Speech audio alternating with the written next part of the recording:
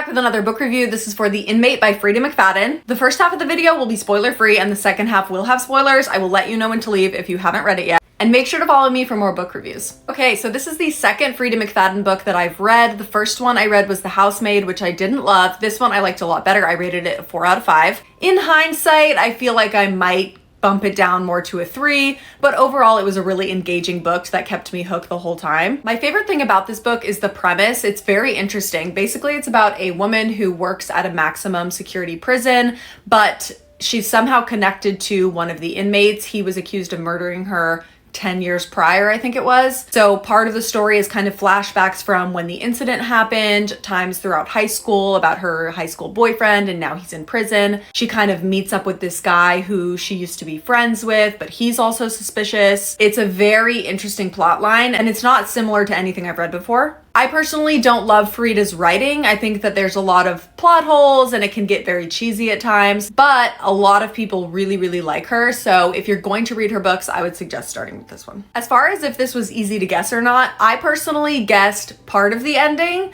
I didn't love the full way that it turned out. I think it was somewhat predictable, but not really. I would say most people I don't think are gonna guess this correctly. I was only partly right, but it was still shocking. Okay, we're gonna talk spoilers. If you haven't read this yet, save this video and come back when you're done. Okay guys, I knew from the first second that frickin' Margie was involved. I was like, this lady is suspicious. I knew. I kind of thought that she was Tim's mom, but then she talked to Tim's mom. I had a feeling that she was somehow like a mom, but I didn't really realize she was Shane's mom. But I knew that bitch was involved. Also, can we talk about what an idiot she is for letting Shane stay there right after he got out of prison? I'm like, girly, just because you think he's innocent doesn't mean you let him stay at your house with your son. Oh my God, that was the thing that really pissed me off about this book, is that she was such a dumb bitch. I was screaming at my book the entire time.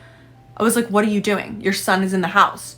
You think that he took your car. Go frickin' investigate. What is wrong with you? And the fact that she let him take her to the scene of the crime with the kid, I was like, girl, you need to stand up for yourself. All of this could have been avoided if she wasn't so stupid. Also, my last thing is I don't fully trust Tim. I know that he's supposed to be like the good guy in the end, but I don't know. I don't buy it. If you've read this book, let me know your thoughts. I would love to discuss in the comments, and I'll see you next time. Mwah!